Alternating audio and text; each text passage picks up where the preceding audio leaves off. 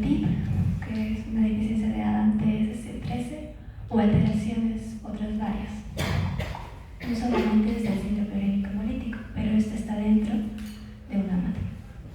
Aparte, en la epidemiología hay que mencionar que según reportes de 2015 a 2022, en Perú se ha hallado que hay una incidencia de 0.4 a 1.13.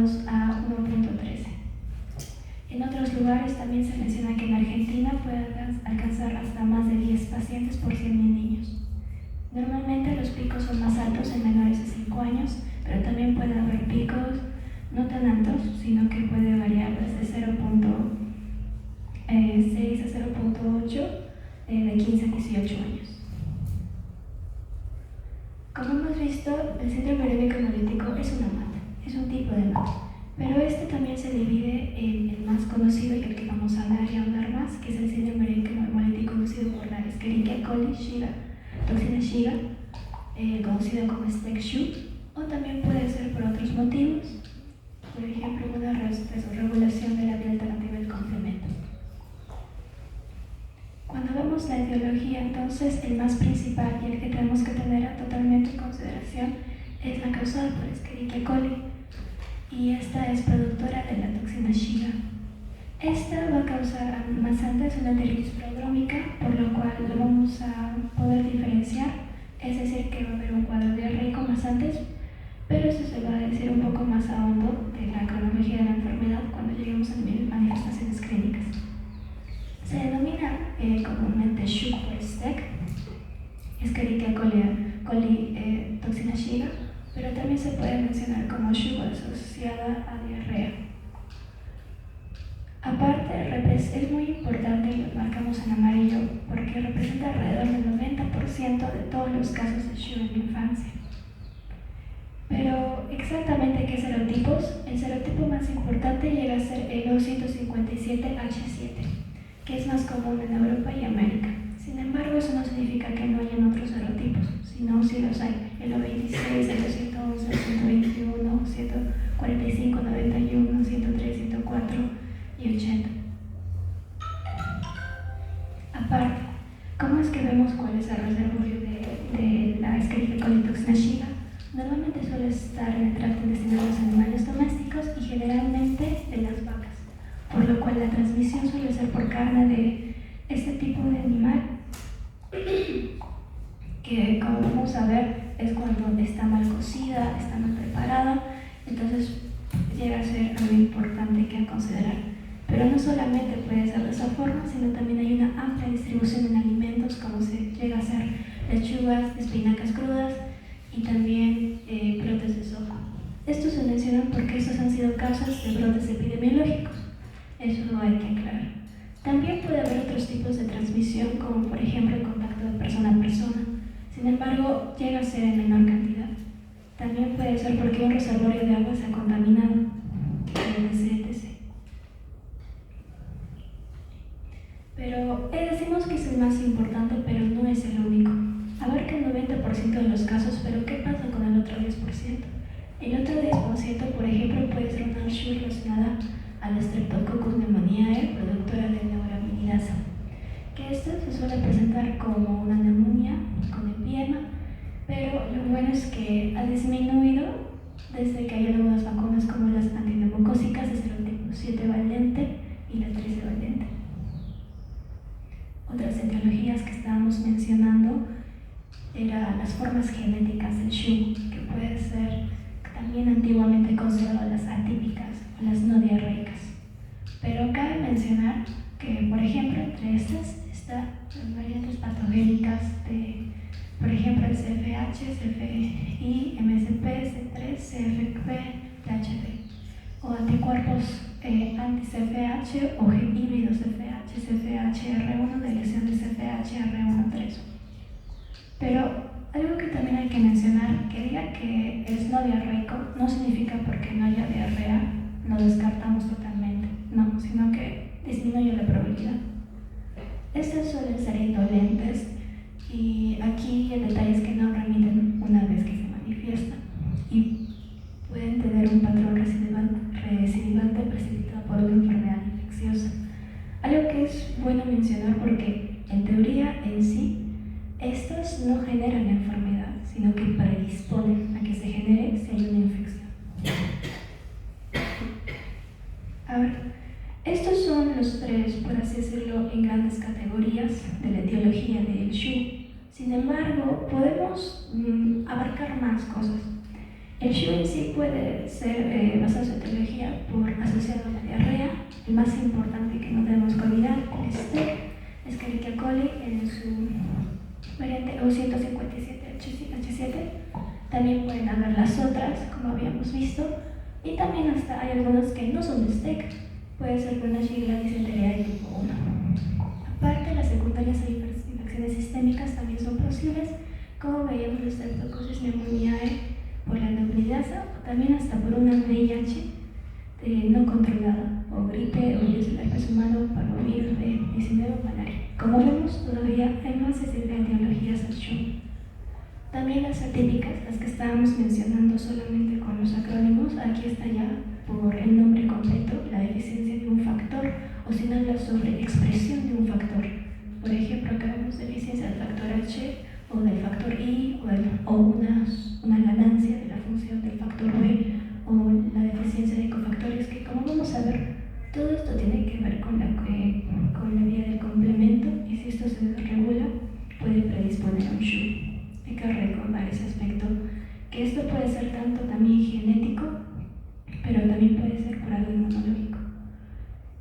Algo que también cabe aclarar es de que también dentro de una MAT, muy parecido al SHU, está la PTT, la púrpura trombótica trombocitopénica. Pero esta tiene otra etiología, más que todo debido a una deficiencia hereditaria del ADAM-TSC13, el que estábamos mencionando antes, y también su fisiopatología y las manifestaciones clínicas que va a dar son diferentes.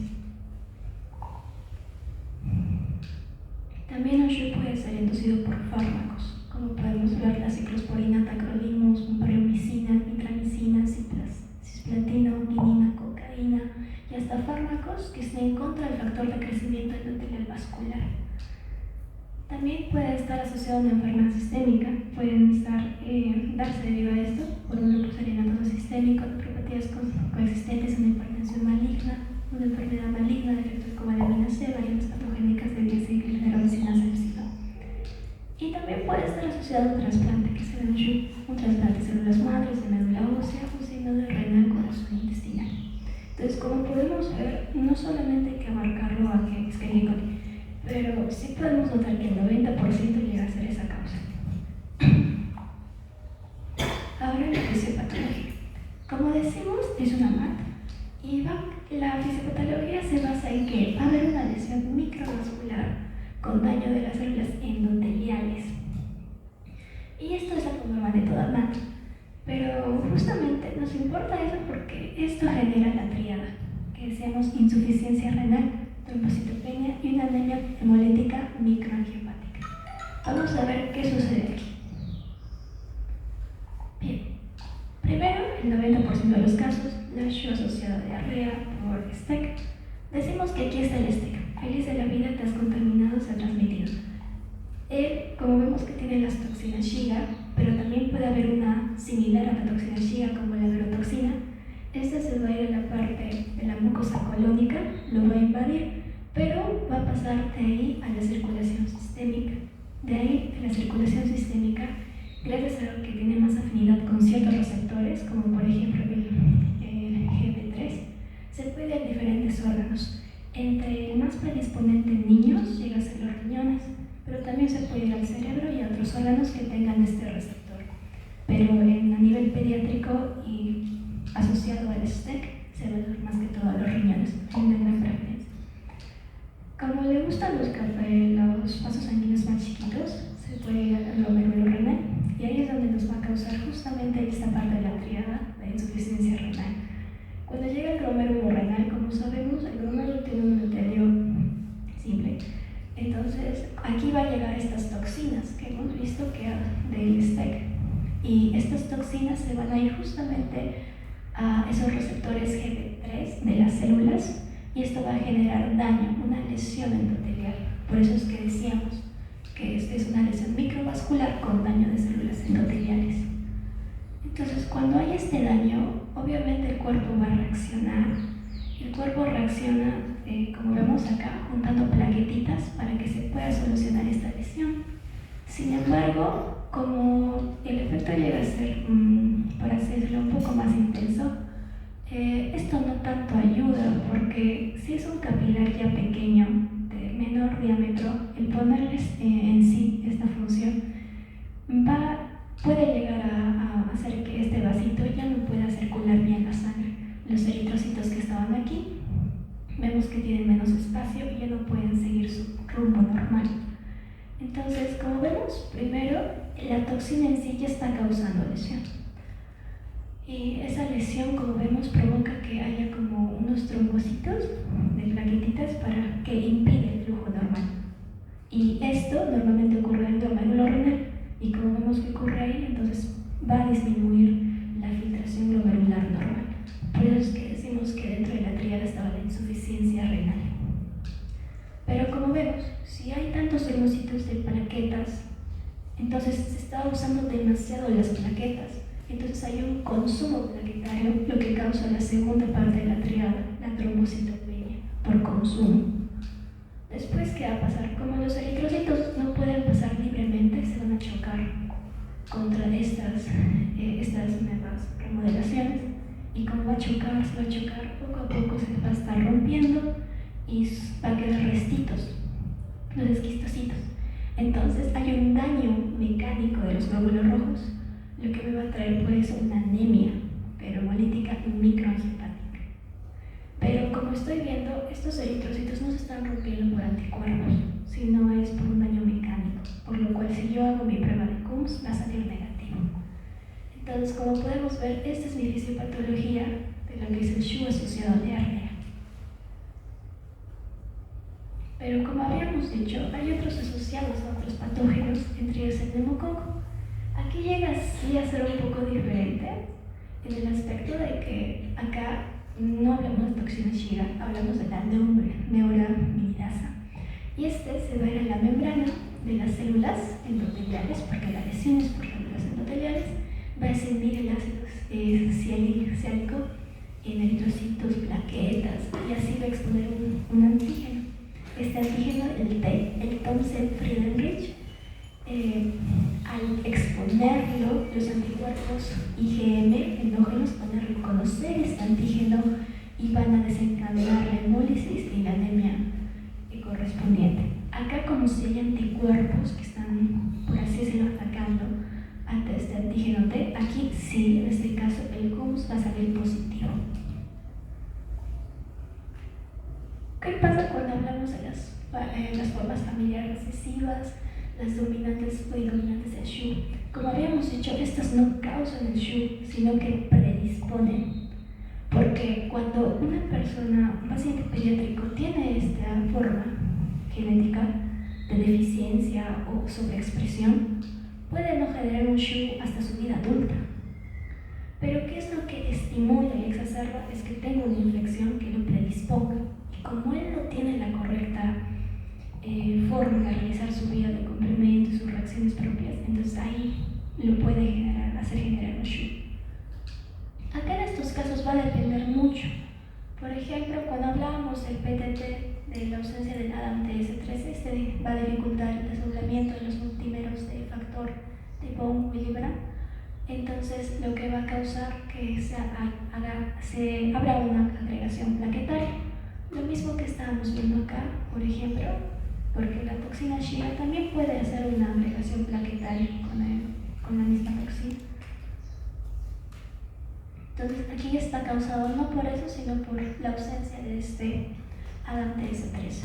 O si no, cuando veamos las deficiencias de factores, por ejemplo, en la deficiencia del factor H, que desempeña un papel central en la regulación del complemento, si yo tengo esta deficiencia, no voy a poder hacer la amplificación y propagación de la activación del programa de complemento como yo desearía. Entonces, decimos, es posible en sí que si hay una lesión pequeña, esta se resuelve, es lo normal, pero como ellos tienen deficiencias o sobreexposición, esto es demasiado agresivo para ellos y Entonces decimos que por eso predispone, pero no causa.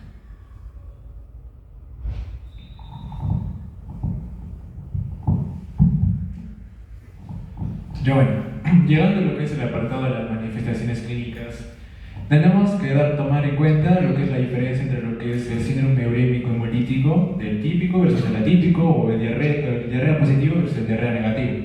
En este caso, tenemos que en este caso es el caso más común, el cual es el síndrome urémico hemolítico diarrea positivo, que se caracteriza principalmente por la que se da en niños de la edad preescolar y escolar, aunque también puede presentarse en adolescentes y adultos. Y en los casos causados por Escherichia coli toxigénica. El síndrome urémico hemolítico suele aparecer entre los 5 y 7 días después de iniciar la gastroenteritis, que se manifiesta a través de vómitos, fiebre, dolor abdominal y diarrea. Algo que quiero destacar es que no todos los infectados desarrollan el síndrome urémico hemolítico, y aunque la diarrea suele ser sanguinolenta, no es un síntoma obligatorio. Bueno, acá tenemos un cuadro, un esquema de lo que es la fase prodrómica del síndrome urémico hemolítico típico y el inicio, lo que es, desde la parte que es la incubación de la toxina hasta lo que es la manifestación del síndrome urémico hemolítico, que se da aproximadamente en el 15% de los casos, y lo que es la resolución espontánea. En este caso tenemos lo que es que la incubación o toda la fase prodrómica empieza desde desde la ingestión del día -3 y va avanzando hasta tener los síntomas desde el día 0, que es la diarrea, el dolor abdominal, la fiebre y los vómitos. Posteriormente vamos a encontrar la presencia de la diarrea con sangre. Y a partir del día 3 podemos empezar lo que es el cultivo, y para el diagnóstico del cultivo positivo para ver si encontramos la presencia de la toxina. Y en este caso, si encontramos lo que es la resolución de la diarrea, vamos a darnos cuenta de que hay una resolución espontánea en el 85% de los casos, es decir, no ha evolucionado a síndrome urémico hemolítico, pero en el 15% de los casos sí ha logrado evolucionar. Algo que también nos puede ayudar es que la palidez, la debilidad y el letargo indiquen el inicio del síndrome urémico hemolítico, refleja el desarrollo de anemia hemolítica microangiopática, parte de la triada característica.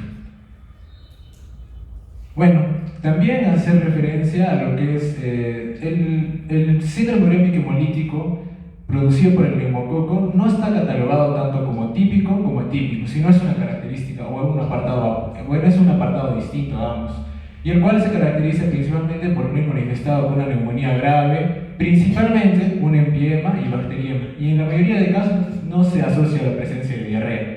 Y bueno, a lo que es los síntomas clínicos o la sintomatología de lo que es el síndrome urémico hemolítico relacionado a la genética, el inicio suele ser más lento y desencadenarse, como ya lo dijo mi compañera, por infecciones leves, como una gastroenteritis inespecífica o una infección respiratoria. Ahora les voy a hablar acerca un poco de lo que es las manifestaciones clínicas del síndrome urémico hemolítico por apartado. Recordamos principalmente que este síndrome urémico hemolítico afecta principalmente a lo que es a los riñones, a lo que es el cerebro, y en menor cantidad afecta a lo que es el corazón, al hígado y al páncreas. En este caso, los riñones, recordamos como dato que el síndrome urémico hemolítico es la principal causa de insuficiencia renal aguda de menores de 5 años, y que la afección renal varía desde hematuria y proteinuria leves hasta la disfunción grave como oligonuria. Presenta en aproximadamente el 50% de los casos, y la mayoría de los pacientes presentan hematuria microscópica. La oligonuria afecta al 50-60% de los pacientes y suele durar alrededor de una semana. Un 60% requiere diálisis con una media de duración de 10 días. Bueno, en cuanto al nivel cerebral, podemos decir que el daño, su explicación fisiopatológica sería por la presencia de microtrombos que pueden llegar al nivel cerebral. Y bueno, ¿cómo podemos manifestarlo? ¿Cómo se puede ver en la clínica? La afección neurológica puede ser consecuencia de isquemia cerebral, como ya lo dije, por microtrombos. La hipertensión arterial, la hiponatremia, una combinación de estos factores. Esto es más común en el síndrome urémico atípico, pero también se presenta en hasta un 20% de los casos asociados a diarrea positiva o los casos por la toxina. Y en cuanto a las manifestaciones, incluyen convulsiones, coma, un accidente cerebrovascular, hemiparesia, ceguera cortical y otros déficits neurológicos focales. Acá podemos encontrar también síntomas gastrointestinales, los cuales pueden ir desde lo que es un prolapso rectal, una perforación intestinal y también puede haber la presencia de peritonitis producto del síndrome urémico hemolítico, en este caso más que todo el atípico. Y bueno, como ya lo dije en un principio, lo que es a nivel del corazón, a nivel del páncreas, a nivel del hígado, no suelen ser muy afectados por lo que es el síndrome urémico hemolítico, pero en el caso del síndrome urémico hemolítico atípico sí lo suelen afectar. En este caso, a nivel del corazón, suele producir una hipertensión arterial, también suele producir lo que es una insuficiencia cardíaca. A nivel del páncreas logra producir una diabetes mellitus tipo 2, y en cuanto al hígado suele producirse una hepatomegalia. Vamos a hablar acerca del diagnóstico. Para nosotros darnos cuenta que estamos en presencia de un síndrome urémico hemolítico, como ya debemos saber, debemos hacer una historia clínica detallada, con énfasis en qué, en síntomas previos gastrointestinales, como son la diarrea, especialmente hacer énfasis si es sanguinolento o no, vómitos, fiebre y dolor abdominal, algunos síntomas neurológicos, letargo, irritabilidad, convulsiones e hiparesia, y como ya les he mencionado, esto es parte del síndrome urémico hemolítico atípico. En cuanto a algunos signos de insuficiencia renal, la oligonuria, edemas y la hipertensión. Y en cuanto a la exploración física, ¿qué podemos llegar a encontrar? Palidez propia de la anemia hemolítica, taquicardia, signos de deshidratación o sobrecarga de volumen, evaluación del estado neurológico y medición de la presión arterial.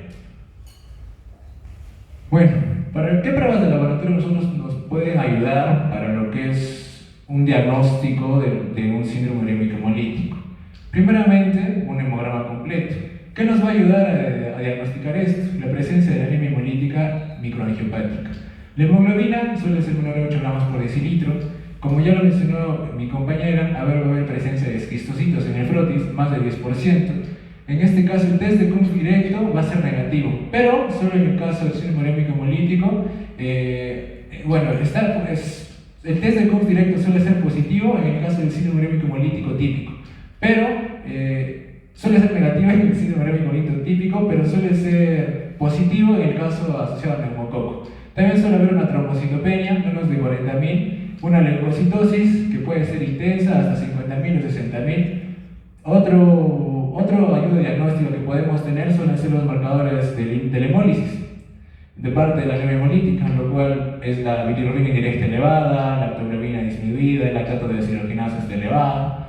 Y en cuanto a las pruebas de laboratorio, también tenemos lo que es la función renal, que como ya lo dije, el síndrome urémico hemolítico es la causa de insuficiencia renal aguda más frecuente. En este caso, el urea y la creatinina suelen estar elevados por la insuficiencia renal, alteraciones electrolíticas como la hiperpotasemia, la hiponatremia, la hiperfosfatemia, la hiperuricemia, secundaria insuficiencia renal y lisis celular. También tenemos que evaluar lo que es la coagulación, que esto nos va a ayudar a descartar otra patología que les voy a mencionar a continuación, que suele ser en este caso normal, la hiperproteína suele ser normal. En cuanto a la actividad de Adams C13, también nos ayuda a descartar otra microangiopatía. Se hay sospecha de la púrpura trombocitopénica trombótica, que es diagnóstico diferencial de lo que es un síndrome urémico hemolítico. Y niveles menores al 10% sugieren púrpura trombocitopénica trombótica, pero si en este caso el test de Adams muestra que es algo en niveles normales, nos puede ayudar a un diagnóstico de síndrome urémico hemolítico. También otras pruebas que nos ayudan a lo que es el diagnóstico de síndrome urémico hemolítico, esta más que todo a lo que es el asociado a la toxina Shigo. En el coprocultivo puede ser negativo si han pasado más de 7 días desde el inicio de la diarrea.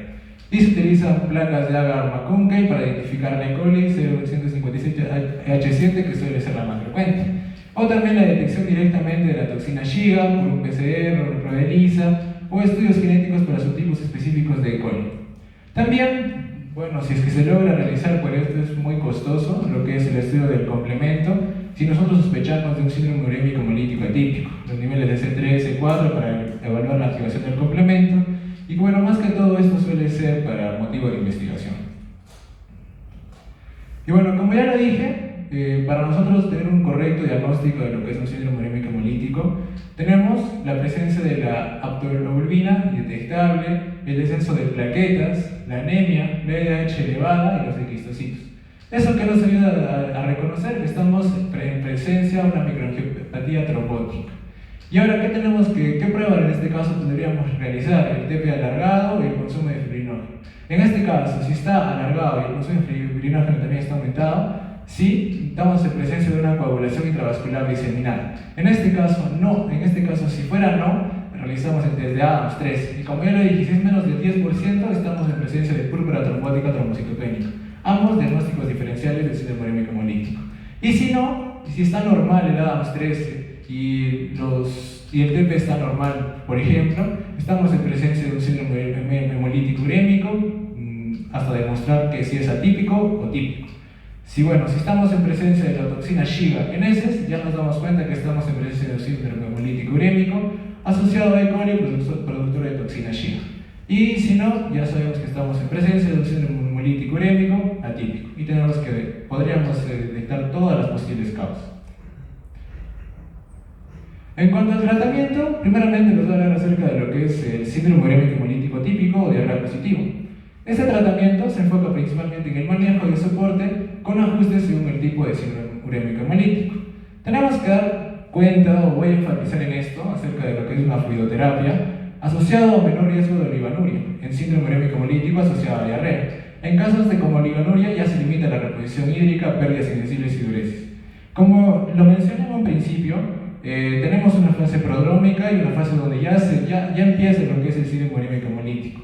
Nosotros no tenemos límite para hacer lo que es la fluidoterapia en lo que es la fase prodrómica, pero una vez empieza lo que es el síndrome urémico hemolítico a presentarse y ya está presente la oligonuria, ya debemos limitar lo que es la reposición hídrica, pérdidas insensibles y la diuresis.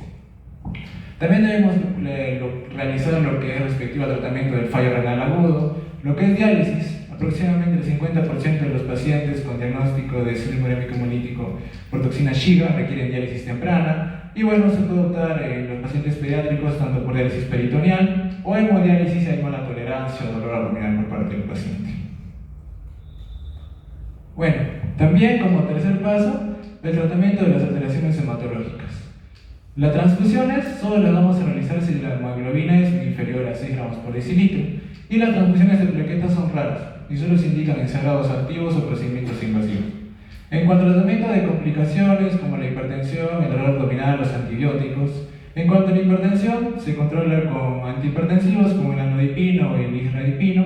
Los YECA son útiles a largo plazo. En cuanto al dolor abdominal, debemos evitar los AINES.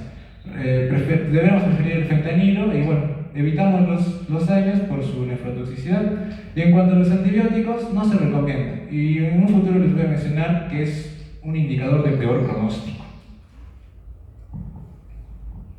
Y para hablar acerca de lo que es el tratamiento ya específico del síndrome urémico hemolítico atípico, tengo que enfatizar la presencia de este medicamento, el eculizumab, que es un tratamiento eficaz para la microangiopatía, mejora la función renal, reduce la hemólisis y aumenta las plaquetas. Se usa principalmente para prevenir y tratar recurrencias post-trasplante y en casos graves de síndrome urémico hemolítico atípico. Incluso en pacientes menores de un mes. Los pacientes tratados con eculizumab son más susceptibles a infecciones bacterianas encapsuladas, por lo que deben recibir vacunas contra Neisseria meningitidis, Streptococcus pneumoniae y Haemophilus influenzae. En este caso, su mecanismo es el siguiente. El eculizumab se encarga de inhibir el C5, es decir, que impide que la vía del complemento vaya de 5 a C5b y obviamente impide que se forme el complejo de ataque de la membrana, evitando lo que es el daño endotelial. En cuanto al tratamiento, en pacientes con fallo renal permanente debido a lo que es el síndrome urémico hemolítico, el trasplante renal tiene un bajo riesgo de recurrencia, en caso del síndrome urémico hemolítico típico. Sin embargo, en el atípico el trasplante es más complejo debido al riesgo elevado de recurrencias y rechazo, especialmente dependiendo de la alteración genética del paciente. En casos con alteraciones del factor H, el trasplante hepático aislado hepático renal puede ser curativo y se recomienda la plasmaterapia y el uso de eculizumab para prevenir las complicaciones. Ahora hablar acerca de lo que es la plasmaterapia y la infusión de plasma. La plasmaféresis es la terapia de elección en síndrome urémico hemolítico atípico asociado a alteraciones del complemento. Reduce la mortalidad y previene recurrencias, la progresión hacia insuficiencia renal terminal y se recomienda iniciar dentro de las primeras 24 horas, incluso sin resultados completos de los estudios de complemento y si se realizan varias sesiones. Y en cuanto a la infusión del plasma, se usa cuando no podemos realizar la plasmaféresis. Reponiendo factores del complemento faltantes, aunque no requiere equipos especiales, puede causar sobrecarga de volumen y hiperproteinemia con un uso prolongado. Hay que tomarlo en cuenta. Y en cuanto al pronóstico, las manifestaciones hematológicas del síndrome urémico hemolítico asociado a diarrea suelen resolverse en un plazo de 1 a 2 semanas. El pronóstico renal generalmente es favorable y mejora tras la recuperación hematológica. La mortalidad es inferior al 5%, aunque un 5% de los pacientes experimenta secuelas graves. ¿Qué nos puede indicar un peor pronóstico ante la presencia de un síndrome urémico hemolítico? La leucocitosis, común en lo que es el síndrome urémico hemolítico por toxina Shiga, con recuentos superiores a 20.000. La fiebre, que afecta el 5 al 20% de los casos, que también nos empeora el pronóstico. La oligonuria persistente, especialmente cuando dura más de 5 días de anuria o más de 10 días de oliguria. La colitis hemorrágica severa, que puede incluir prolapso rectal o isquemia colónica. La afectación multisistémica significativa, la proteinuria persistente, hallazgos histológicos renales con microangiopatía glomerular, que afecta a más del 50% de los glomérulos, microangiopatía arterial o glomerulosclerotical. Algo que había olvidado mencionarles es que la biopsia renal solo se suele pedir a niños menores de 2 años y niños que presenten en este caso hipertensión arterial. Y en cuanto al pronóstico, estas son algunas características clínicas y pronósticos del paciente con síndrome urémico hemolítico atípico asociado a alteraciones del complemento. Acá podemos ver los genes alterados, la frecuencia de síndrome urémico hemolítico que puede presentar a lo que es la presencia de infecciones leves, como ya lo mencionaron, la mínima edad del comienzo, en cuanto a ese es el riesgo de muerte del paciente, el riesgo de recurrencias y las recurrencias después del trasplante renal. Esto, un cuadro resumen de lo que es el pronóstico, haciendo referencia a lo que es las alteraciones genéticas del síndrome urémico hemolítico atípico. Muchas gracias.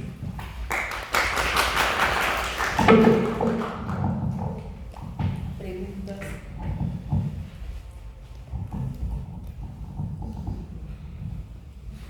Doctora, en la parte de adultos, cuando usamos el eculizumab en adultos, mencionaba una vez que las vías del C5 se ve que es un poco, no la atacan del todo porque la otra vía está abierta y puede hacer un daño al complemento, puede afectar el complemento. Y había un medicamento que comenzaba con la vía general. No sé si me hacía eso importante. En el gráfico está en las 2 vías cuando te ¿Puedes mostrar la diapositiva? Cuando tratamos de decir incluso una vía anterior, hay medidas que tratan una vía anterior para evitar que sintomatologías pues, son mejores. Recién se tengan un grupo porque se veía, ¿no?, que T5 se usaba, se trataba bien, pero tenía una respuesta no tan favorable. ¿No? Y se usaba, estaban como que recomiendan, ¿no?, que vayamos a una vía anterior, ¿no? No sé cómo pediatría sería o si se usa, porque sé que hay fundaciones para eso y para pediatría supongo que más apoyo. No te entendí muy bien la pregunta. ¿La pregunta Sí, cuál es? la pregunta es que se usa ese medicamento, se está usando en pediatría, porque en adultos se usa. No sé de diferente sí, perdónenme, pero el de no era la primera algo así, pero estaba proponiendo poner uno anterior que es un poquito mejor porque ataca a los niños para comer. Bueno, en cuanto al no es en pediatría es diferente a adultos, ¿no es cierto? Por ejemplo, en pediatría casi no vemos mucho a veces que puede ser el urémico político puede ser más lo que vemos es asociado a diarreas o a cuadros infecciosos muy genéticos y los asociados a diarrea, bueno, ya he visto cuáles son las bacterias. Igual no asociada a diarrea, el neumococo y las formas genéticas. Este mecanismo es para el tratamiento que se da ¿cómo se llama? Sí, no sé si esta lámina tiene que ver con el tratamiento tratamiento de las formas atípicas. Sí, es de las formas atípicas. Las formas atípicas. La pregunta aquí en concreto, porque no te he comprendido muy bien. A ver. Ya, el eculizumab ataca o funciona el C5, ¿verdad? Sí, libra el C5 para que pase, evita el complejo de ataque de la membrana.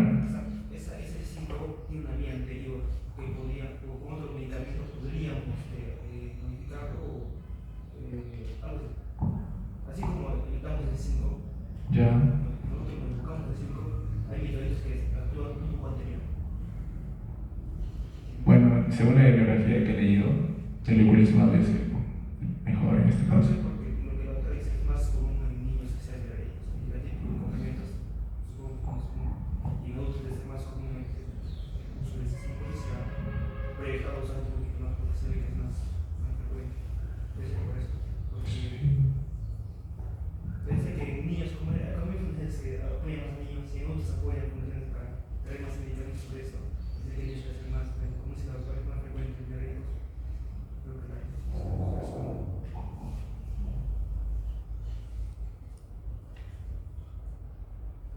Casi no, el mecanismo que tú mencionas que es más para adultos, no, la verdad que no, hay que revisar un poco más, ¿no? Sí es probable, pero no usamos casi nosotros, es que es diferente mecanismo.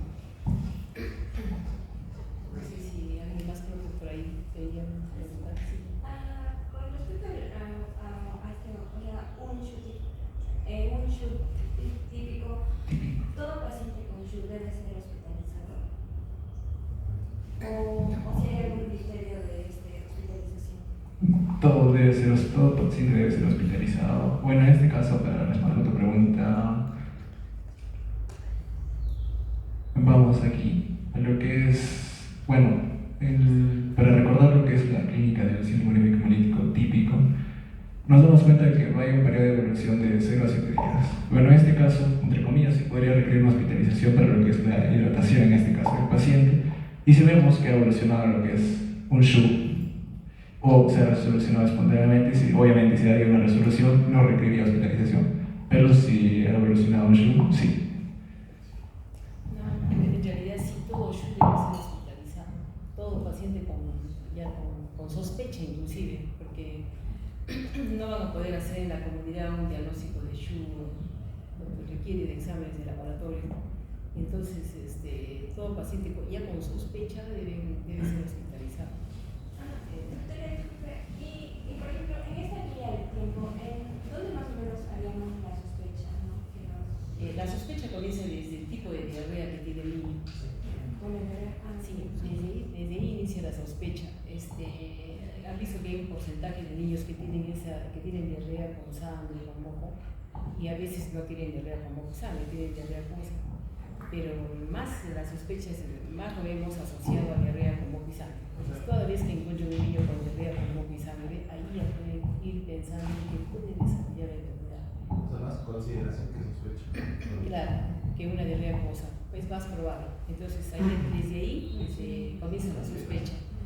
Entonces, y también han visto ustedes que en la etiología hay bacterias, son las bacterias que tienen toxina Shiga, ¿no? Entonces, y también han mencionado cuáles son esas bacterias las principales, que son la E. coli hemorrágica, el serotipo O, Sidus 57, y la toxina de la Shigella, ¿no? Sobre todo la Shigella disenteraria. Estas dos tienen toxina Shiga. Entonces, si ustedes ven un niñito, pero de las dos han visto cuál es la que tiene mayor porcentaje, es la E. coli hemorrágica, ¿no? Entonces, lo que tendríamos que aprender bien es a diferenciar el comportamiento de estos gérmenes en la diarrea, ¿no? ¿Cuál es el comportamiento? Por ejemplo, ¿cómo ustedes esperan encontrar un niño que tiene una diarrea por E. coli hemorrágica? A ver qué dice Joven. ¿No es opinión? ¿Bebida? Sí. A ver, ¿cómo esperarías encontrar sospechar que un niño tiene una diarrea probablemente por E. coli hemorrágica? Porque hemos visto que la frecuencia aquí es más alta, ¿no? A ver. ¿Cómo? Una diarrea similar, fuera del factor epidemiológico. Ya, una diarrea, ¿cómo sería? El pañal, ¿cómo lo defines? A ver. Porque siempre que hay diarrea tenemos la obligación de ver los pañales, qué tipo de diarrea es acuosa. Y bueno, ¿cómo definirías el pañal de un niño que tiene coli hemorrágica?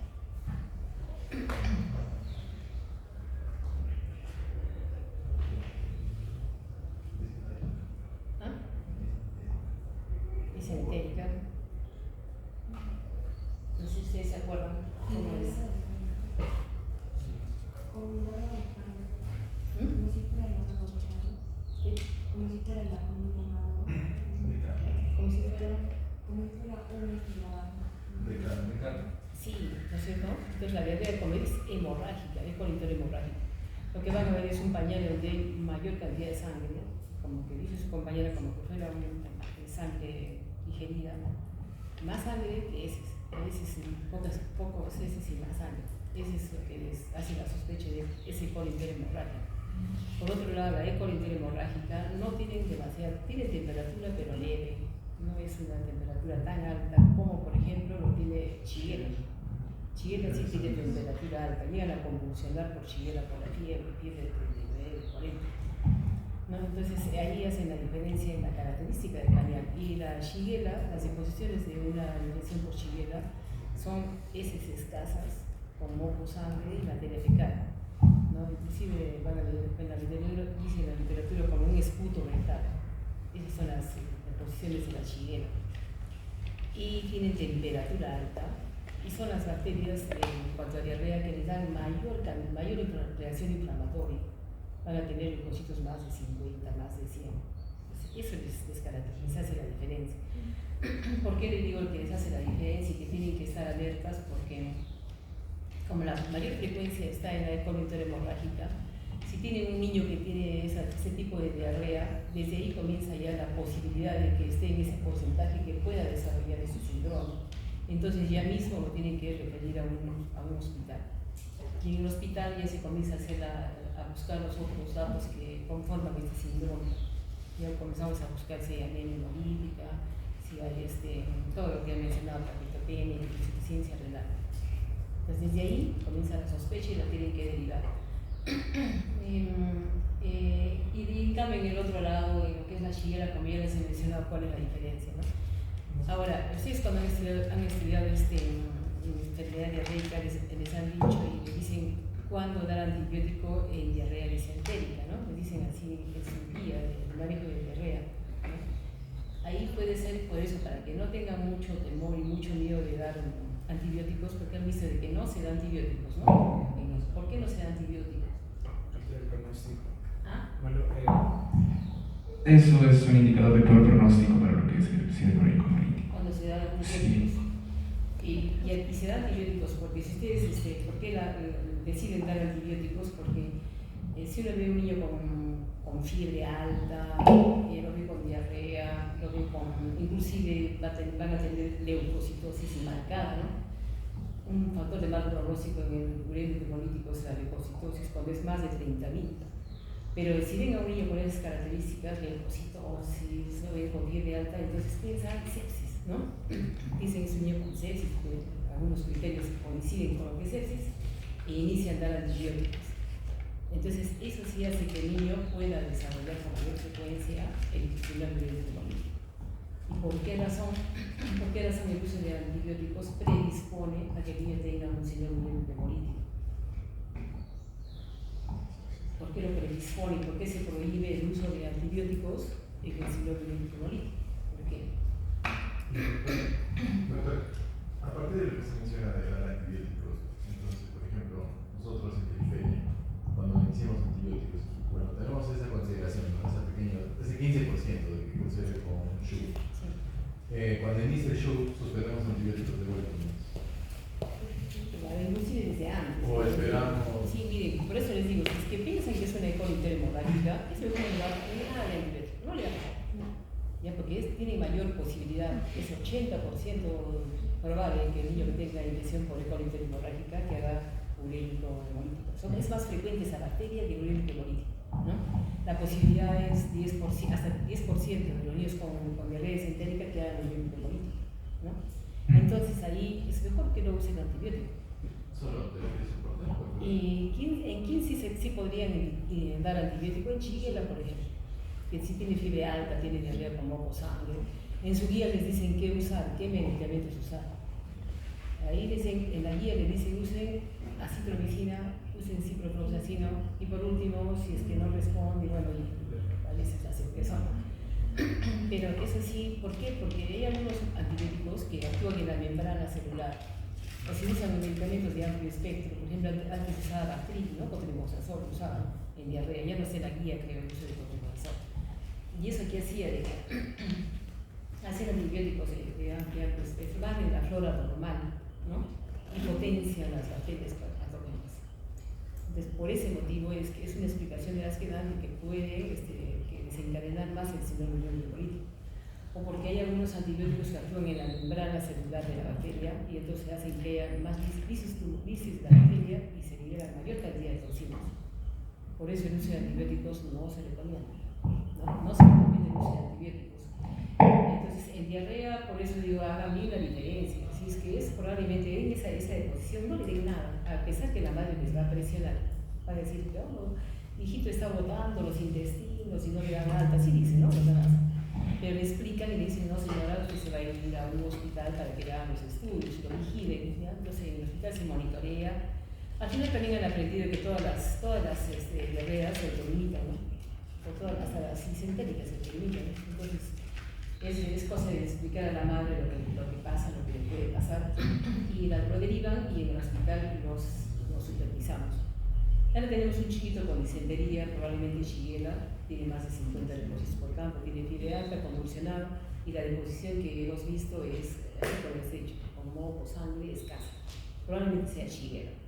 Entonces ese niño ya está con medicamento y lo estamos evaluando, vigilando que no vaya a ser el señor bulímico.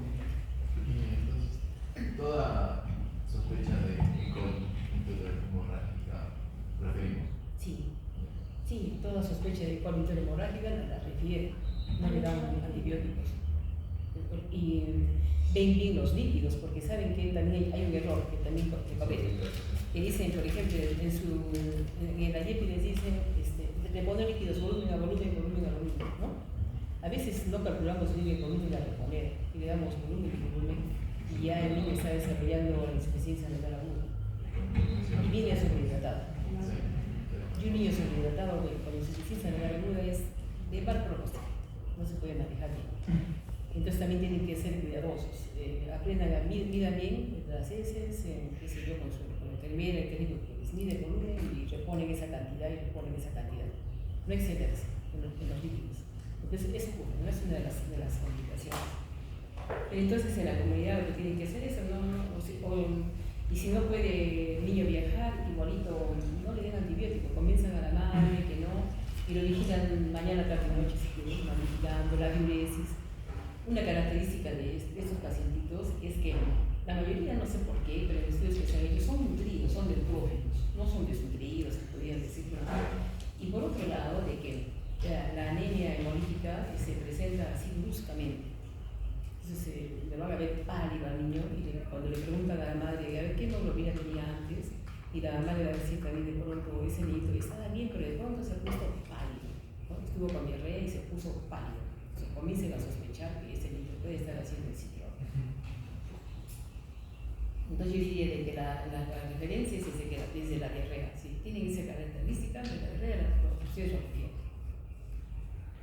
Han visto de que el tratamiento pues solamente es más que nada manejar bien el balance hídrico, ver en qué momento ese niño pasa a diálisis peritoneal, ¿no? La mitad generalmente pasa, sobre todo las causas son la sobrehidratación. Eso es una de las principales complicaciones.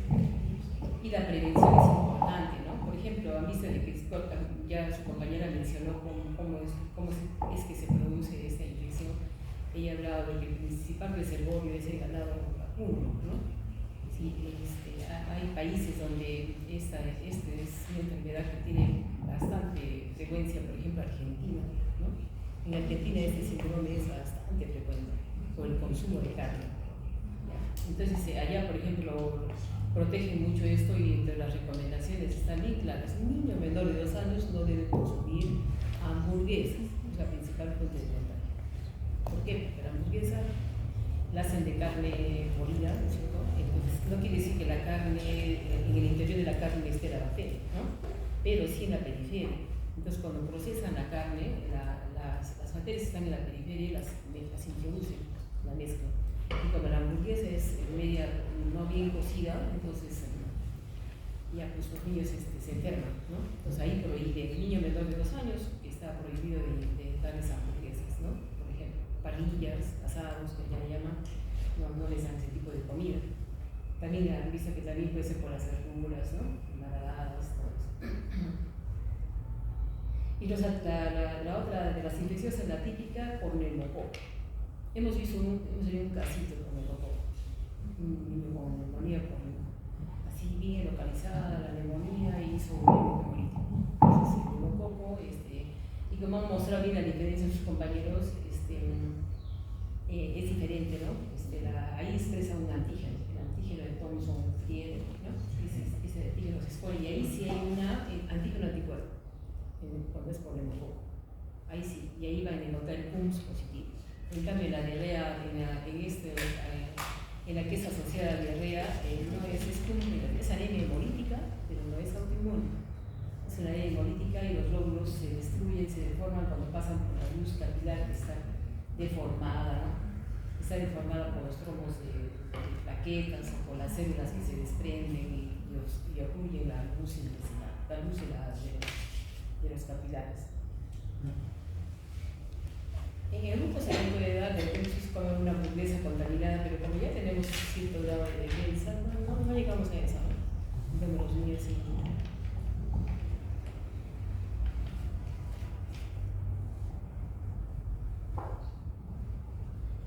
No sé si quisieran hacer alguna otra pregunta. ¿Cómo varía la presentación típica y atípica según el rango de edad? ¿Y cómo diferenciar clínicamente, según la anamnesis, una atípica de un CIDE? ¿De un CIDE. CIDE? Una población transfronteriza. O sea, ¿cuál es la presentación típica y atípica según la edad del paciente? ¿Y cómo diferenciar clínicamente la anamnesis un CIDE de una atípica?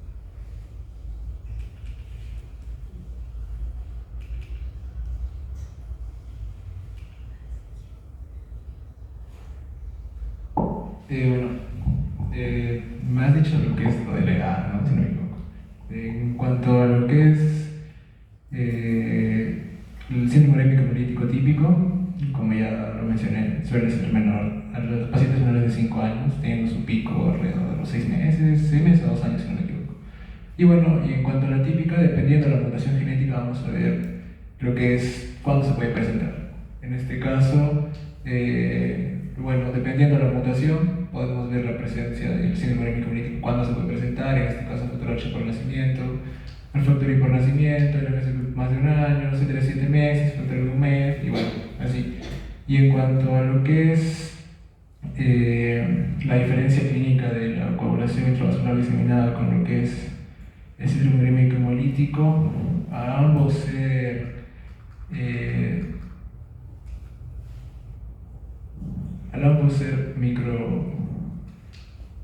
microangiopatías trombóticas. En este caso, la coagulación intravascular diseminada suelen tener más casos de hemorragia. Y bueno, a diferencia de lo que es el síndrome urémico hemolítico, que los tiempos, en este caso el tiempo de protonina es normal. No hay en este caso sangrados, hemorragias, a diferencia de lo que es la coagulación intravascular diseminada. Clínicamente. Más que nada, pero la diferencia es clínica, ¿no? Digamos, la coagulación intravascular diseminada hay un antecedente infeccioso, pasa a sepsis, y de sepsis se complica una coagulación intravascular diseminada. Este cuadro es diferente, ¿no? Totalmente diferente. No hay lugar a la duda realmente con la coagulación intravascular diseminada, porque ahí hay un antecedente en la coagulación intravascular diseminada. Si bien el comportamiento del laboratorio puede ser semejante, pero la historia es la que les va a aclarar. Siempre hay un antecedente previo de un cuadro infeccioso, de una sepsis, ¿no?